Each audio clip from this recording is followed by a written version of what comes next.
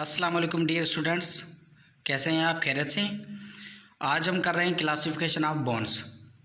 हम लोगों ने लेक्चर नंबर 1 में क्लासिफिकेशन ऑफ बोन्स किया था on the basis of their morphology, और आज हम क्लासिफिकेशन ऑफ बोन्स करेंगे on the basis of their region and their structure. आइए शुरू करते हैं। Regional classification. Bones are classified on the basis of their region. Region के बुनियाद पे जो बोन्स क्लासिफाई होते हैं वो दो तरह के बोन्स हैं, एक एक्सियल बोन है, दूसरे अपेंडिकुलर बोन्स हैं।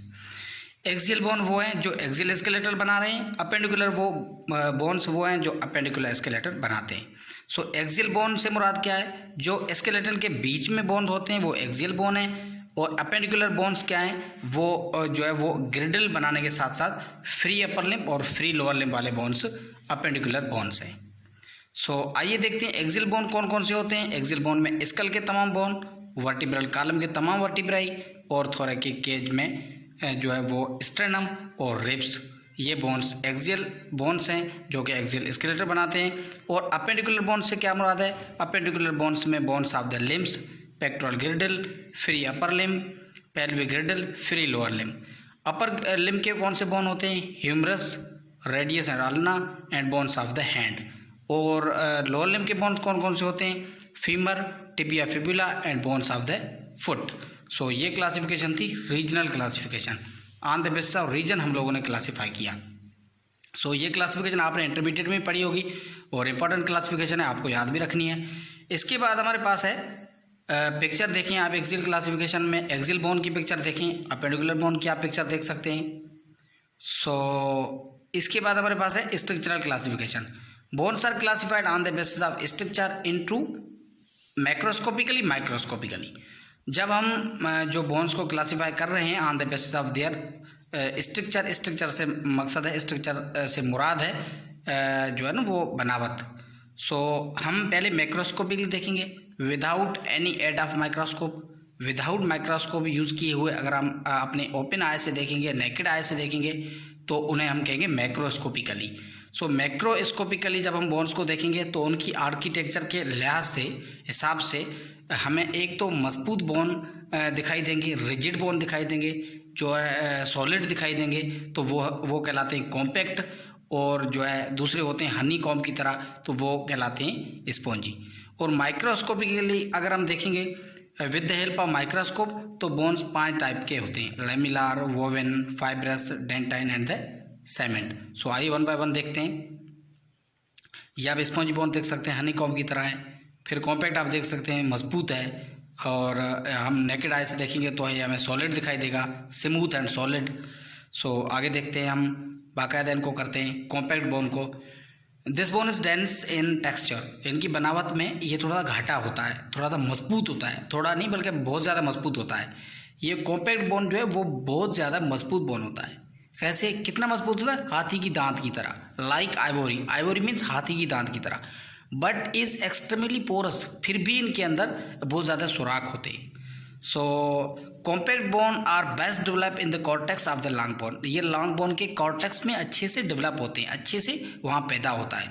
कॉर्टेक्स क्या है? Cortex is the outer part of the long bone. Long bone का आउटर पार्ट है ये। हम लोग जब लॉन्ग बोन पढ़ रहे थे तो उसमें हम लोगों ने लॉन्ग बोन की स्ट्रक्चर में कॉर्टेक्स को अच्छे से डिस्कस किया था।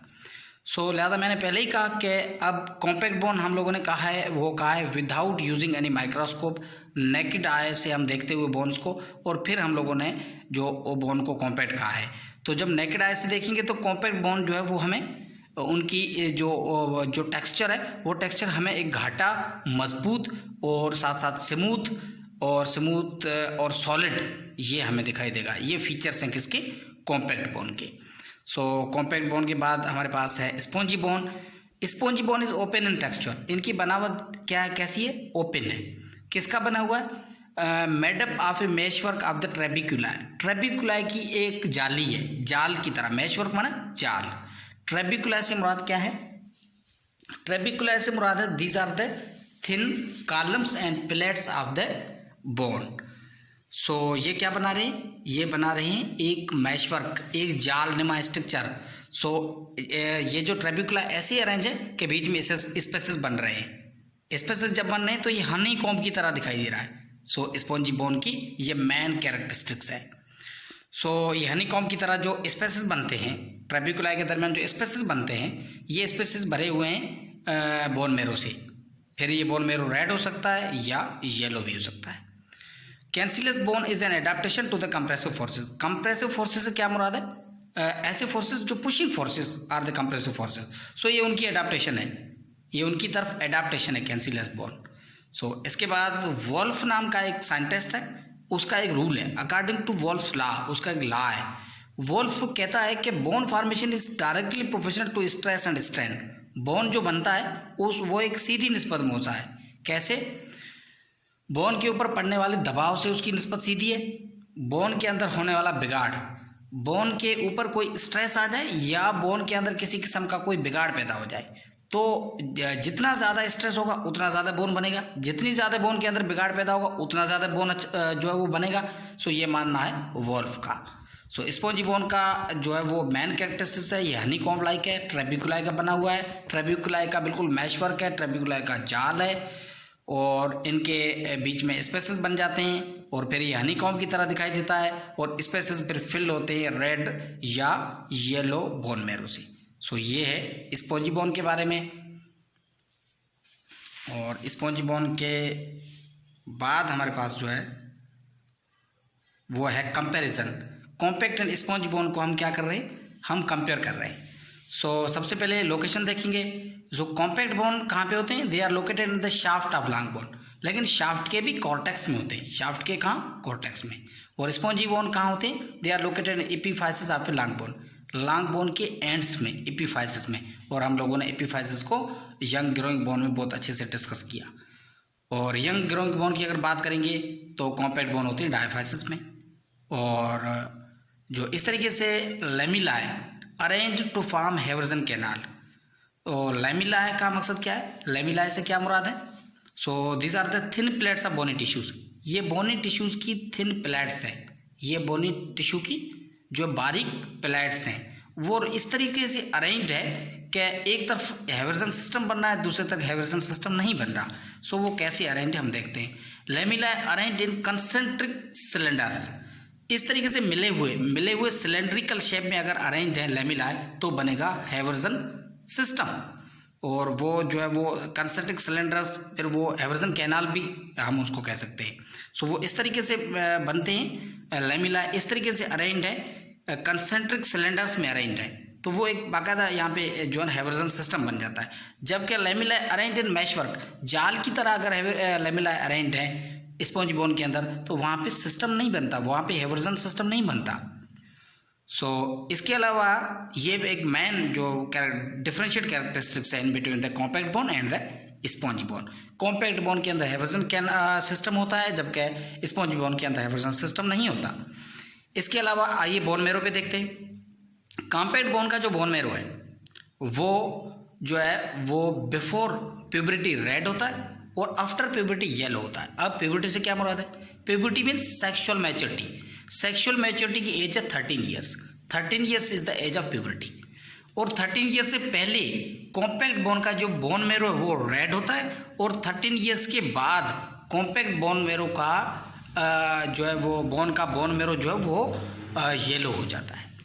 सो रेड बोन मेरो से मुराद ये है कि वहाँ पे ब्लड बनने की सलाहियत होती है, जबकि येलो बोन मेरो के पास ब्लड बनने की सलाहियत नहीं होती। सो अब स्पॉन्ज बोन के पास आए।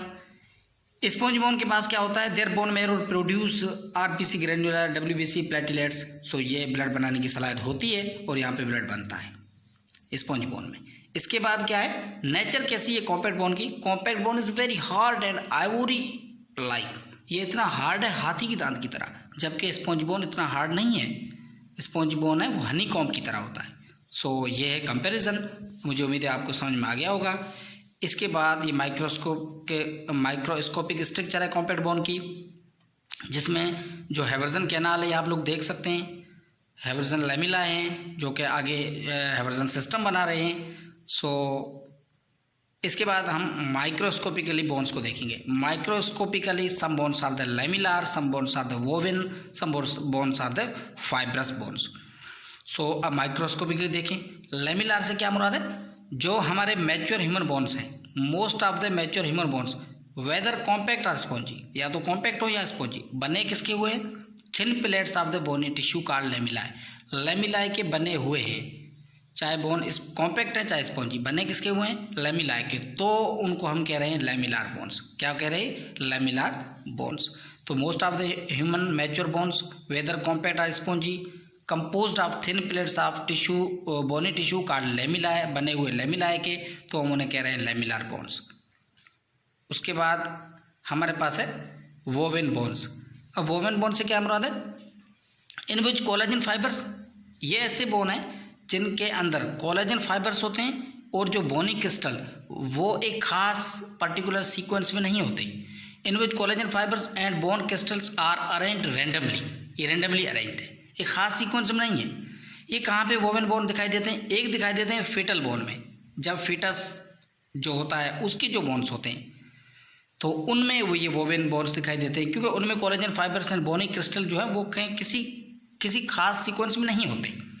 सो इसके बाद फ्रैक्चर जब रिपेयर हो रहा होता है तब ये वोवेन बोन जो है वो वहाँ पे दिखाई देते हैं, वहाँ पे बनते हैं, तो वो वोवेन लाइक होते हैं। इसके बाद कैंसर, अल्लाह माफ़ करे, कैंसर ऑफ द बोन में ये वोवेन बोन दिखाई देते हैं। वोवेन बोन से मुराद ये यहाँ पे कोलेजन फाइबर्स एंड जो बोनी क्रिस्टल्स हैं they are not in a particular sequence, वहाँ पे एक पर्टिकुलर सीक्वेंस में नहीं होते और रैंडमली अरेंज होते हैं, तो that's why they are called woven bones. So आइए देखते हैं आगे फाइब्रस बोन्स। फाइब्रस बोन्स जो फाइब्रस होती हैं, इनकी स्ट्रक्चर फाइब्रस होती है, तो ये usually they are found in young fetal bones, जो फीटस का स्केलेटन है उनके अंदर जो बोन्स है वो फाइब्रस बोन्स होते हैं। लेकिन ये एम्फीबिया और ये रेप्टाइल वगैरह एनिमल्स हैं, ये खास करके ये बोन्स उनमें होते हैं। सो इसी के साथ ही ये क्लासिफिकेशन ख़त्म हुई। अगर कोई क्वेश्चन है तो आप लोग जो है वो पूछ सकते हैं और इसको बुक के थ्रू जाएं, अच्छे से पढ़ें, इंशाल्लाह समझ में आ जाएगा। Thank you very much.